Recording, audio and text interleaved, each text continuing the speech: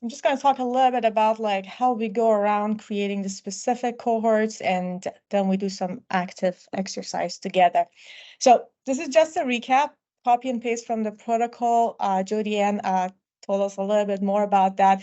So I'm not going to spend time to read this again, but for those of you who might need like a little bit of a recap, the population that we're looking for here to compare the risk of kidney failure between different anti-VEGF treatments for blinding conditions. According to the protocol, are patients over 18 years who have received at least 3 monthly intravitreal anti-VEGF injections for a diagnosis of blinding conditions as described here. We're talking about 3 different exposures. Apologies for mispronunciation if it occurs: aflibercept, ranibizumab, and bevacizumab. So today, for this specific exercise, I'm just going to do a walkthrough of how we're going to go around with creating a bevacizumab exposure cohort. So just looking at the study population, a few things comes up to my mind just to have like have it in the back of my mind when we want to like create it. These are patients for adults, have at least 3 monthly injection. They have a diagnosis of blinding condition, 365 days of prior observation. And we have the exposures here for this exercise, bevacizumab. So let's have it here. And for those of you who don't know me, I love to draw and I love a lot of colors. So I want to start drawing a hypothetical patient journey. Just think about, say, a 67-year-old woman who's diabetes. She goes for annual ophthalmology visit. And apologies for the, I'm not an expert, I'm not an ophthalmologist, I'm just trying to simplify it. Ophthalmology visit, she's diagnosed with diabetes retinopathy and put on a bevacizumab. She receives the first ever bevacizumab, then the second dose, third dose, and she can continue being on bevacizumab during her lifetime until for some reason she stops or something happens, right? So we know there is a lot of evidence, and that's what we've learned from Cindy, that you need to have at least a certain amount of intravitreal injection until you become at risk for the development of kidney failure. Here, we're talking based on what we know from the literature and prior work that this is at least 3 injection, right? So that's why we're looking at 3 monthly. At that point, patient becomes at risk, and then we want to look to see whether we're seeing an event or not. So seems to be pretty, so this is what we're going to work together, define and develop this cohort together. Moving back, it seems pretty straightforward, right? Like, so I'm going to identify the first ever bevacizumab and the patient's history. They had to be adults. 365 days of prior observations, no prior anti-VEGF exposure. They have to have a diagnosis of a blinding condition. And FYI, bevacizumab is indicated for treatment of multiple different cancers. Just to make sure that I'm looking for bevacizumab that is used for treatment of blinding conditions and have a specific definition, I want to make sure that we don't have any patients with malignancy, prior malignancy in my cohort. So I get that, and then I look forward. The second one usually happens, the gap between each two is between 21 to 70 days, and the third one. And then this is where the patient becomes at risk, and they become my cohort. And at some point, when the observation exposure to bevacizumab ends, I would say that, okay, these are the cohort, this is the cohort exit day. So this is cool, seems straightforward, but all of you have seen a lot of the Atlas tutorials and cohort development. We never look into the future for to look in it to include or exclude patients. This is a must know, and we usually start from a start of the study, like a randomized trial. Index date is when the study starts. We can't predict the future. We don't see the future. And we look backwards. We look in the past to identify the patients. So we have to come up with a way to be able to define it, right? So I can't do that. So instead of looking at the first ever, we have to define the third bevacizumab and then look back to identify the second one second injection being administered something between 21 and 70 days prior to the third one. And then after I find this, I look again back to find the first one, and that the first exposure, the first ever in patient's history. And at the time of that injection, then I could look and see like whether make sure that there's no other anti-VEGF, there is a blinding disease, no malignancies, and everything else that's a part of our inclusion criteria. So just to change and reshape this to have a sketch of, to work with, as I said, we're going to define the bevacizumab exposure. This is going to be my cohort entry event. I look in patient history, the drug exposure of bevacizumab. So now I have to identify those three. Third exposure, second exposure, I go backwards, and first exposure. So I want to make sure that these patients have at least one exposure to bevacizumab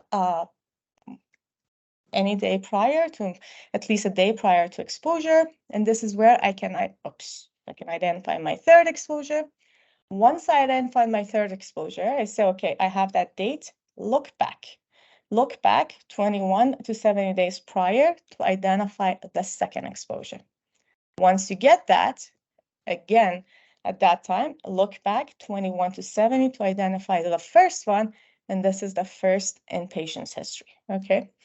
So right now I've been able to identify 3 monthly injections of bevacizumab in the patients, and my index date, my cohort entry event is actually the correct one, third injection, right? So the date of the first ever injection is when I can look back and say, okay, make sure that there is no other anti-VEGF, there is no blinding disease, there is at least one blinding condition diagnosed blinding condition, and also no malignancies, and I have 365 days of observation. So have this in mind. This is what we're going to try to build together using our friend Atlas. So what I put here today is just a shell, like what Anna showed you. And all it has right now are the concept sets that we've created, and it's literally following the same process that Anna told us about. So I'm not going to repeat it for the sake of time, but we have a series of concept sets here that we're going to use for the development of our phenotype exactly based on what we've talked. So if you remember, my cohort entry event was a drug exposure of bevacizumab. Here, we're not limiting to initial event. We want to we look at all events. We had a set of inclusion criteria. We want these patients to have at least 3 drug exposure to bevacizumab with with 365 days of prior observation, no prior exposure to anti-VEGF,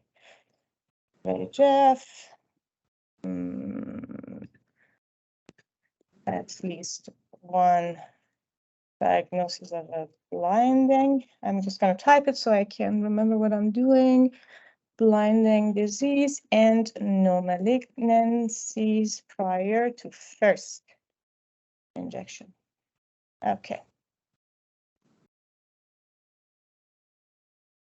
So the first one was for me to identify at least one drug exposure of bevacizumab. And this one, if you remember, we wanted to happen, the event to start all days before to 1 day before the index start date. So as you remember, we define a cohort entry event or an index date, and everything that happens, our inclusion criteria is anchored around the index date.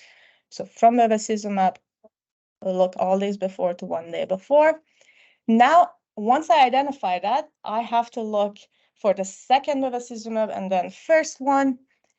I need the date of this drug exposure, this bevacizumab, to identify that. So we're going to do some nesting. So I would ask for a drug exposure of bevacizumab to occur 70 days before to 20 days before the index start dates. Just remember here, the index start date refers to the start date of bevacizumab. When we do nesting, the anchoring event will become what we're nesting around. So if it was a conditional occurrence of diabetic retinopathy, this drug exposure would be nested around that. Means that like it looks like before, after diabetes retinopathy to look at the drug exposure. So the first one is identified. The second one is identified. Now I need to identify the first ever bevacizumab. I do another nesting. So here I'm going to look at a drug exposure of bevacizumab. All these 70 days before to 20 days before the second one. This was supposed to be the first exposure in the patient's history, right? So I have the first, second, and the third, and now I can start looking at like the other conditions, the age and malignancies and other anti-VEGF use. So here, one of the ones was that I need 365 days of prior observation. So again, I'm nesting the inclusion criteria and observation period. So I want an observation period that's at least 365 days prior. So all days before, so the event should start, can happen anytime before and up until 360 days before the index start date. And then it should end after until all days after. So this ensures that I have at least 360 days of observation. We wanted to make sure that there is no other anti-VEGF exposure prior to the first ever bevacizumab. So exactly 0 of any of these, all days before and 0 days before the first ever bevacizumab. And then, if you remember, these patients have to have no malignancy. So exactly 0, a condition occurrence of malignant neoplasms. Here we're excluding non-melanoma skin cancer. Again, this should happen all prior to initiation of the first exposure to bevacizumab.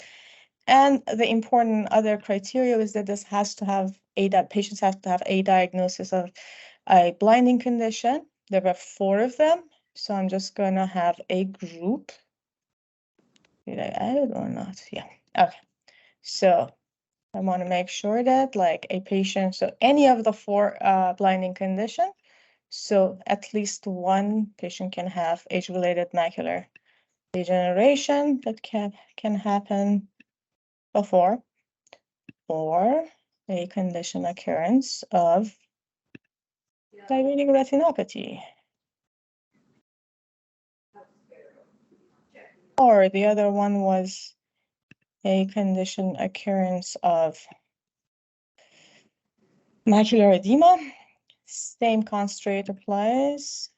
And finally, we have venous occlusion, I guess. That's what it's called. Yeah, vein occlusion. All right, let me just save it. Concerned I'm gonna lose it. So I have a cohort entry event, bevacizumab, first, third, second, first ever use. These are patients with 365 days of prior observation. They have exactly 0 or no other anti-VEGF prior to their first ever. They have no malignancies, and they have one of the blinding condition diagnosis prior to their first ever bevacizumab. And so this is the first, so these are the time frame before, just to check. And I hope I haven't missed anything. And we said the patient has to be an adult, so I can always add age criteria here, greater than equal to 18. Okay, I hope I have not missed anything. So cohort entry event is there, inclusion criteria is there, and the cohort exit there. So we talked about it, that patient is in the exposure cohort until the exposure ends, right? So we're going to look at the end of a continuous observation, a continuous drug exposure, and we are going to have it looking at collapsing these drug errors, allowing for a persistence of a maximum of 180 days. Here is what we're going to define here. And otherwise, it looks good. I am going to save it. And here's how you have your exposure cohort based on the definition that we have. You can basically do the same, changing bevacizumab to the other 2 anti-VEGF, and you're going to have the 3 different anti-VEGF exposure cohorts to be used in the study. But again, as Anna said, it's very important to evaluate these cohorts. So this is something that we are all looking forward to do next week with Asieh.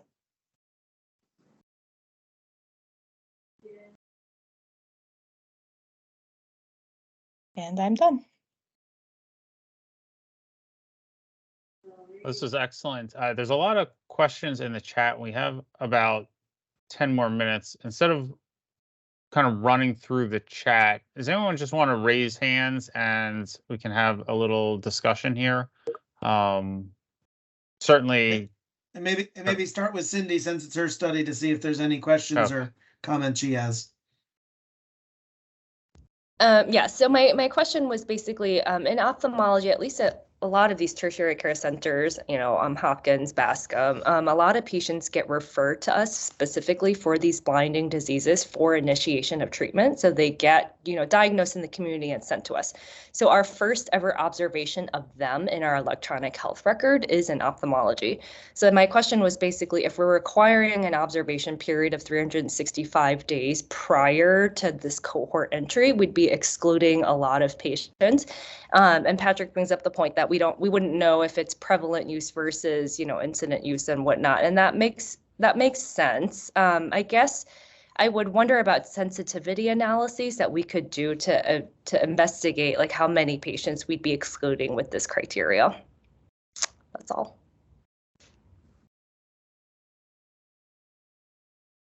Yeah, I think there's two. I'll just jump in there. I think there's 2 different aspects there that we have to think about, Cindy. One is, as I think you're raising, is just like a concern about sample size. So like, is there, and my general opinion about that is we should design the right study, and the power is what the power is. We shouldn't be compromising the study integrity just because we want to get more sample. The second conceptual issue is, what are we actually trying to do? Or how important is it that we actually really are looking at treatment initiation? Is like, from a clinical perspective, like, is it really important? And there could be some circumstances where it was not important, that whether or not you had any prior exposures in the past is irrelevant.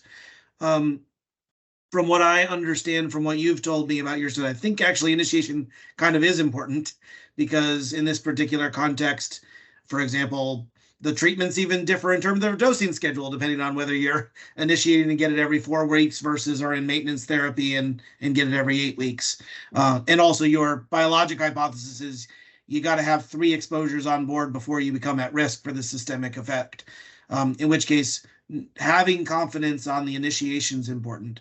The second aspect is, regardless of how long that period of time is, we need some sort of baseline time in order to deal with confounding.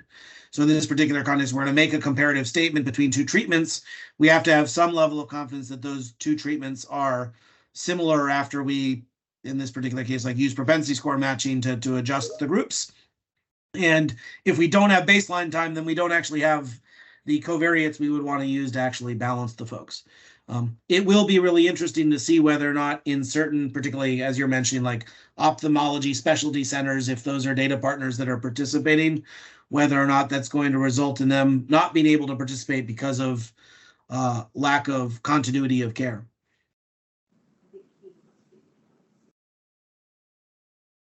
Great, thank you.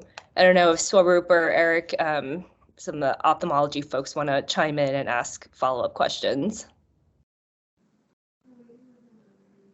Hey everybody. Yeah, no, I mean, I don't want to take up too much time, but I agree with Cindy's points. I think it's a challenge, I think, in ophthalmology for us, just because I think we often work a little bit in a separate silo in some ways. And so oftentimes, as Cindy said, they get referred in. And I think Eric's comments are also well taken that it's going to be interesting to see how the N in this study gets affected by these issues. But thanks for bringing up the importance, I think, about getting an observation period in order to assess for confounding issues. It's a great point.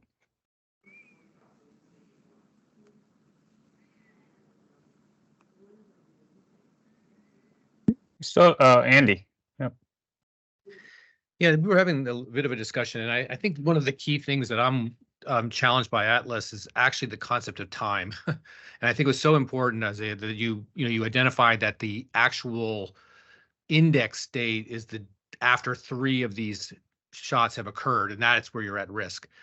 But trying to capture a patient's history and ensuring that things happen in a particular sequence with a particular time frame started to get really confusing to me, because it's sort of like, well, the index date is the 3rd shot. That's when they are at risk. But the malignancy has to occur before the 1st shot, and it's like, and the time frame between shots seems like, well, they may be on different schedules and different times. So could you just say like they had to have 3 shots 90 days and over a 90-day period or something like that? It's a real challenge to understand time in Atlas. I'm wondering if there's a way you would start to do it visually. Is there some way that we can understand how sequencing really gets captured in these nested things? Because after a couple of nests, it's like, I'm lost. I don't know what.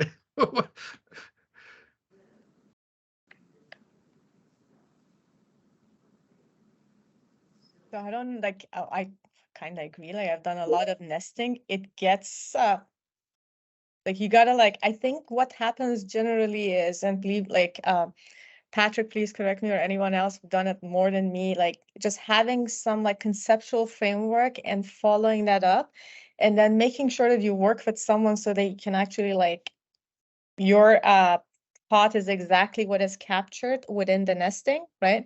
So like we've gone this back and forth, and like let's think like what happens to the patient trajectory and the history, and how we can create it using like the proper approach of having the cohort entry event and what happens prior, and repeated assessment, right? Like it's very easy to get lost, like to forget like the timing, to just put before or after. And so that's my strategy, right? Like, so the visualization and like creating something in the beginning, and then trying to put it like in the context of Atlas is that's how I do. But I don't know, Patrick, others. No, I agree, Asieh. Yeah, like I almost always start a cohort definition by drawing a picture of what I want to do on a piece of paper, or in this case, like a PowerPoint, and then go to do it. The other practice that we use in our team in J&J is we always have a QC buddy, because and in fact, Asieh and I talked about this study specifically. Is this wasn't the easiest thing for us to do a tutorial on, because this is like a more advanced maneuver. At the same time, it's the real need that Cindy has for her study. So rather than giving you here's a simple thing that does meet the needs lots of times, we got to actually do the practical thing. But by having Asieh, like we worked on the picture together, and then we worked on the phenotype, the cohort definition together, and QC'd, and that actually helps to build confidence in making sure that we, confirmed what we were doing. I know Andrew wants to respond, but is there, I mean, it seems to me like, something important like the index date, you pick one thing and then you always tie everything back to that, versus I'm trying to relatively tie something like this has to be 30 days before that other shot. So that's actually 60 days before the index, you keep pulling everything back to a single date, versus trying to say something happens 30 days before, happens 30 days before, happens 30 days before, because that's where it starts to get really complicated, I think. Yeah, when you have fixed intervals, it can look, you don't need the nesting if you had fixed intervals. If it was just this thing has to happen 30 days before and this thing has to happen 60 days before. Specifically in Cindy's case, it was because the doses have a dosing schedule, and we actually needed to anchor on each of the doses to learn the logic. That's why we had to have this slightly more complicated approach. I know we're at the top of the hour, but if people can stay, Andrew has his hand raised, so let's.